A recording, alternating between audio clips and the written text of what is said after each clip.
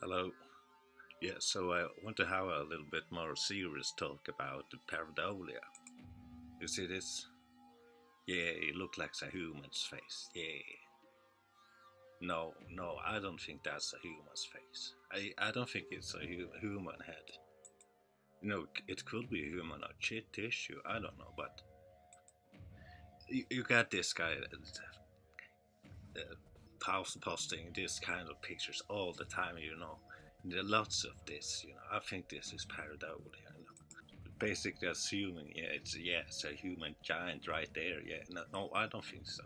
Look carefully at it. It doesn't add up.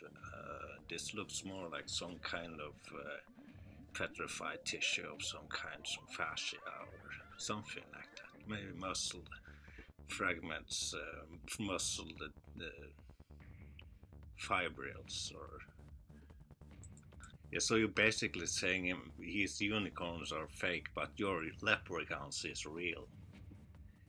Hell yeah, that's exactly what I'm saying. You see this mountain here, it looks like the wing here kind of looks like a human's head from this perspective, looking upwards. And this guy who will be looking at this, he will be taking a picture of this and post this like it was one of his Pareidolia human heads. And then you got the tree people. Yeah, they think everything is a tree.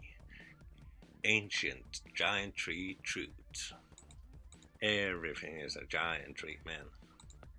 Yes, so you see, there's lots of Pareidolia faces out there. This guy posting on most of this, I think, is kind of a joke. Or he doesn't do it properly. So let's look at some bloody tissue here. You see the red area, that's some bloody muscle fibrils. So all of this is fragments of petrified tissue. This is my own photos, my own local area. You can see this has the patterns of biology, and then it also has the patterns of the creature itself. I've been around taking some pictures, and here are some muscle tissues and some fascia and some muscle fibrils. And if you look at some of this, you kind of get the impression, this is not a dragon's head. Rocks and stuff like that can look like stuff, but things is not all what it seems. When you look at this picture, you see the impression, which I made the portrait, the mirror dragon of. So you basically get this impressions from the tissue, because it's like a Fibonacci logic or something. I don't know what to call it. But the rocks looks like maybe hinting at what it's all made of. So I guess that is the basic clue here, the most important clue. It has to do with the natural order of things, the natural order of the structure of DNA, and I think there should be like an intuitive logic to it. You see, this rock here basically looks like a dragon's face. But you see, it is not a dragon's face, and it is not a dragon's head. As in this landscape picture here. That is basically holding the clue to the whole thing I'm talking about. This dragon is much bigger. Much bigger. It's like 400 kilometers long. Yeah, you know what? Roger Spur, a Mud Fossils University, he basically did a very good job in documenting lots of things, and really proved by the book, by the scientific method, that he's really onto something. He even had a geologist with a PhD look at his the dragon in North Africa. So I gotta give credit to who's really made me realize this and discover my local fossils right here. And looking forward to discover more fossils and make more dragon portraits and all that. Belkowski did a very good job in collecting the historical evidence and putting the puzzles together. Yeah, he was slammed by the academic community, but it did get some good reviews from other communities who wasn't so nerdy. You know what I'm saying? They made a documentary about him, complimenting his work, and Mudfossil University also have lots of supporters, and we believe in his work. We believe in their work. We are very convinced. We can see what we can observe the fascia. We can see these are probably the facts. These are the facts. I kind of have this additional puzzle brick to this about the impression and the Fibonacci logic to the whole thing. There is some kind of Fibonacci logic to the whole thing because I can make this art portraits like this. So you can see this is not a dragon head laying sideways looking at this in direction towards the camera. This is about a fragment of the whole thing. So you see, this landscape has the impression of a dragon because it is made of a dragon. That's actually very easy to understand. I don't get people get distracted by the fact that I make a badass looking dragon portraits of it.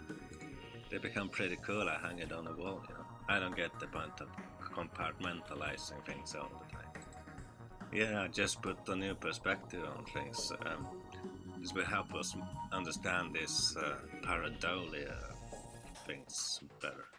So we don't fool ourselves. But you know, even though it looks like whatever it looks like, it could hold a clue if it very specifically looks human. But you gotta take a closer look at it to see if you have multiple impressions of the same thing, because that is how you are sure that your puzzle piece is correct, and that is how we are decoding these great creatures that the earth is seemingly are made of. You remember this heart? They were, this heart found here is called Emerald Island.